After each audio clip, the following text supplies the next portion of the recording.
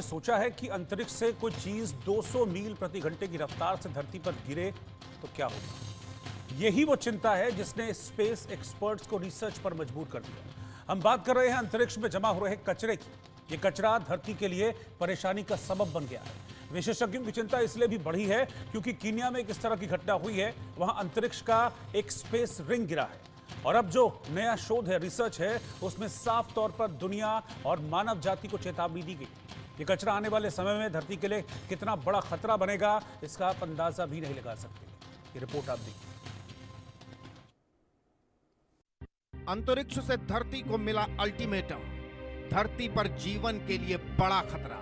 Kenya के एक गांव में जो हुआ वो बड़ी तबाही का संकेत है।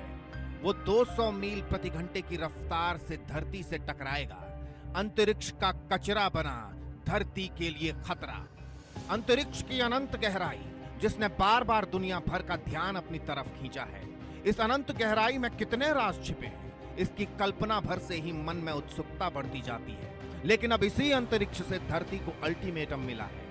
मानवता पर मंडराते खतरे का अल्टीमेटम, तबाही का अल्टीमेटम, विनाश का अल्टीमेटम। अंतरिक्ष में बढ़ता कचरा धरती के लिए बड़ा खतरा बनता जा रहा है। एक्सपर्ट्स की माने तो यह कचरा धरती पर भविष्य में होने वाली बर्बादी की वार्निंग दे रहा है। इसके लिए बकायदा इंग्लैंड की नॉटिंघम ट्रेंट यूनिवर्सिटी में शोध हुआ है।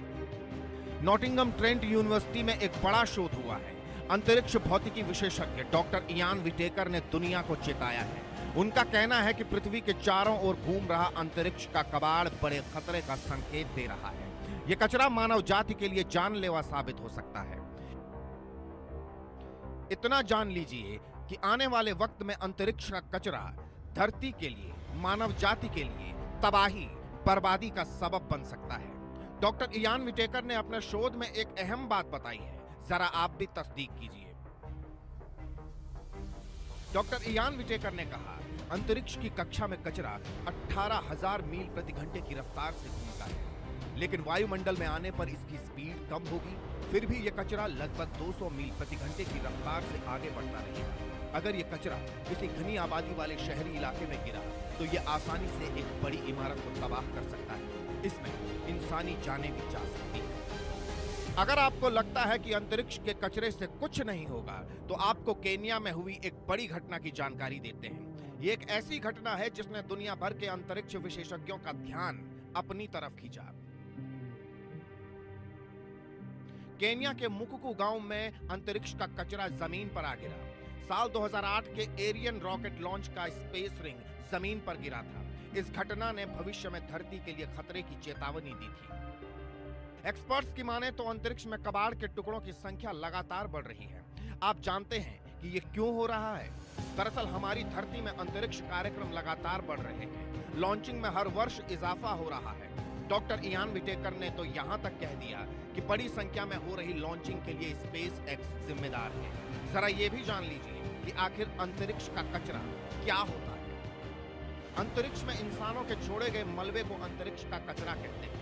अंतरिक्ष कार्यक्रम के बाद अंतरिक्ष में मशीनरी छोड़ दी जाती है। इसमें उपग्रह या रॉकेट से गिरे मलबे के टुकड़े शामिल हैं। लगातार लॉन्चिंग की वजह से अंतरिक्ष में कचरा बढ़ रहा है। सिर्फ विशेषज्ञ ही नहीं, बल्कि संयुक्त राष्ट्र पैनल ने भी दुनिया का ध्यान इस तरफ खींचा है। अंतरिक्ष में बढ़ते कचरे पर चिंता जताई गई है। ये एक चेतावनी है, जिसका समाधान नहीं ढूंढा तो मुश्किलें बढ़ेंगी। धरती पर खतरा मंडराएगा, जीवन संकट में आ जाएगा। Bureau report, India news. तो क्या ये भविष्य के लिए कोई वार्निंग दे रही है, ये रिपोर्ट है, जो रिसर्च है, और क्या इसको बहुत सीरियसली लेने की ज़रूरत है? इसको समझने की हम कोशिश करेंगे। अंतरिक्ष का कचरा क्या होता है, और वो अंतरिक्ष का कचरा जो कि हज़ारों, लाखों, करोड़ों मील हमसे दूर है अंतरिक्ष, उस अंतरिक्ष का कचरा यहाँ ज़मीन पर, धरती में रह रहे लोगों के लिए, इंसानों के लिए क्या खतरनाक साबित हो सकता है। इसको हम जानेंगे। मेरे साथ डॉक्टर राम श्रीवास्तव, पूर्व इसरो साइंटिस्ट, इस वक्त साथ में हैं, और तरुण शर्मा जी, खगोल विज्ञानी। आप दोनों का बहुत बहुत स्वागत है। डॉक्टर राम श्रीवास्तव, पहले मैं आपके पास आ रहा हूँ। ये अंतरिक्ष के कचरे को लेकर जो रिसर्च हुआ है, ये जो रिपोर्ट है, और जिसमें कीनिया की एक घटना का भी हवाला दिया गया है, ये क्या है अंतरिक्ष का कचरा, और हज़ारों, लाखों, करोड़ों मील ऊपर जो कचरा घूम रहा है स्पेस में, अंतरिक्ष में, वो नीचे रहने वाले लोगों के लिए कैसे खतरनाक हो सकता है? निश्चित रूप से बहुत चिंता का विषय है। और यहाँ लगभग 27,000 से ज्यादा डेड जो कचरे के पिंड हैं, आप यूं मान के चलिए। उनमें जो है डेड सैटेलाइट्स भी हैं। कुछ सैटेलाइट ऐसे भी हैं जो मिलिट्री के उपयोग के लिए छोड़े गए थे, जिनका की ईंधन जो है रेडियो एक्टिव है। ऐसा एक कनाडा में गिरा था, रूसी इस तरह का न्यूक्लियर पावर्ड सैटेलाइट की सफाई करने में काफी कुछ खर्च आया था। तो यहाँ इम्पोर्टेंट चीज ये है कि अंतरिक्ष में बढ़ते हुए खतरे को देखते हुए आज की तारीख में ये जितना भी कचरा है, जब वो ऑर्बिट में घूम रहा है 36,000 किलोमीटर से लेकर ये आपके 150 किलोमीटर के बीच की जो जगह है, इस समय पूरी तरह से खचाखच भरी हुई है। इसमें रॉकेट्स जो हैं उनके डेड रॉकेट्स भी पड़े हुए हैं, डेड सैटेलाइट्स भी पड़े हुए हैं कि छोड़ना तो हमको आता है, लेकिन उसके बाद जब उसका ईंधन खत्म हो जाता है, उसकी यूटिलिटी खत्म हो जाती है, तो वो ऑर्बिट में घूमता रहता है। धीरे धीरे धीरे धीरे उसकी स्पीड कम होती जाती है और धरती के गुरुत्वाकर्षण के कारण नीचे आता है। और यूं मानकर चलिए कि इस कचरे का 70% हिस्सा तो अंतरिक्ष में जल जाता है, लेकिन जलने के बाद वहाँ का टेम्परेचर बढ़ता है। टेम्परेचर बढ़ने से एटमॉस्फेयर आगे की ओर बढ़ता चला जाता है। जैसे ही गर्मी बढ़ेगी तो हवा एक्सपांड होती है।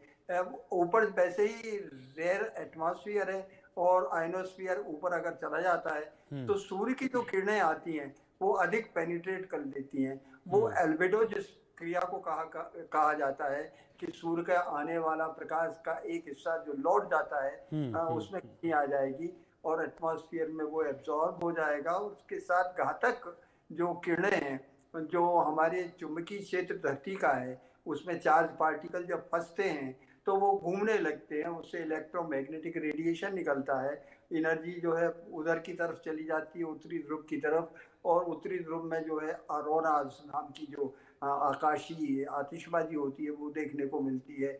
लेकिन ये सामान्य क्रिया तो होती रहती है, लेकिन अब जो है ये जो कचरा है इसके कारण जो हमारे जीवित सैटेलाइट हैं उनसे ये टकरा सकता है, उनको डीओरिएंट कर सकता है। और जो नए अभी हम अपने सैटेलाइट छोड़ना चाहते हैं तो कई बार जो है हमको उनके टाइमिंग बदलने पड़ते हैं, क्योंकि कचरे के पिंड जो है हम जिस ऑर्बिट में जा रहे हैं उस ऑर्बिट के कैलकुलेशन के हिसाब से वहाँ अगर इस तरह का कोई डेड सैटेलाइट का पिंड आ गया या रॉकेट का कोई टूटा हुआ हिस्सा आ गया तो वो इससे टकरा जाएगा और निश्चित रूप से हमारा मिशन फेल हो जाएगा। ये इससे तो मुक्ति पाना फिलहाल बहुत कठिन है। और सबसे ज्यादा जो खतरनाक चीज है, मैं आपको याद दिला दूं कि ये तो केन्या में तो अभी गिरा है।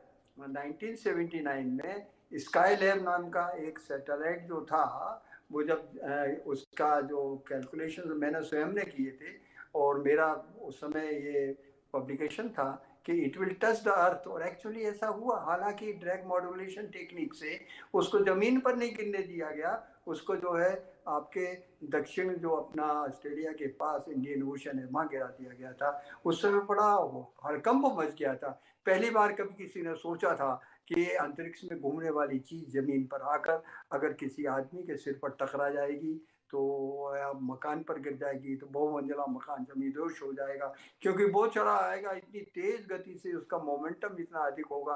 अब तो यहाँ तक भी लोग सोचने लगे हैं कि जो MS-370 जो मलेशिया का विमान था जिसमें सैकड़ों लोग मर गए, लापता हो गया, वो क्यों गिरा? एक थ्योरी ये भी है कि अंतरिक्ष में जब ये कचरे का जो प्रवेश होता है, जलता है, टुकड़ों में टूट जाता है। आज भी अगर आप नेट पर देखेंगे तो आपको पता लग जाएगा।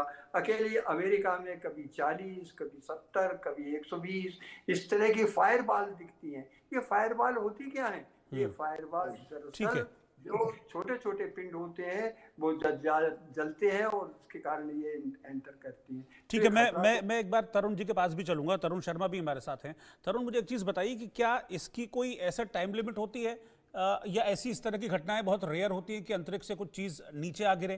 क्योंकि कहते हैं कि मतलब अंतरिक्ष में है तो स्पेस में है तो तैरती रहेगी, नीचे नहीं आएगी, तो ऐसा कुछ होता है टाइम लिमिट कि इतना पुराना हो जाएगा कचरा तभी नीचे गिरेगा, या ये कभी भी हो सकता है? नमस्कार मनोज जी। जी, तो कैलकुलेशन की बात करें तो जो बड़े ऑब्जेक्ट्स हैं उनको हम लोग कॉन्टिन्यूसली ट्रैक करते हैं और उनकी मूवमेंट हम आइडेंटिफाई कर सकते हैं, एक अनुमान लगा सकते हैं कि ये इस टाइम पे पृथ्वी के अंदर आएंगे। लेकिन बड़े ऑब्जेक्ट्स के अलावा छोटे छोटे ऑब्जेक्ट्स बहुत सारे हैं जिनको ट्रैक करना मुश्किल है। तो कहना कि कौन सा ऑब्जेक्ट, मतलब एक पूरा डेटाबेस रखना कि हमें हर ऑब्जेक्ट का पता हो कि वो इस टाइम पे वापस पृथ्वी पे गिर जाएगा, ये पॉसिबल नहीं है।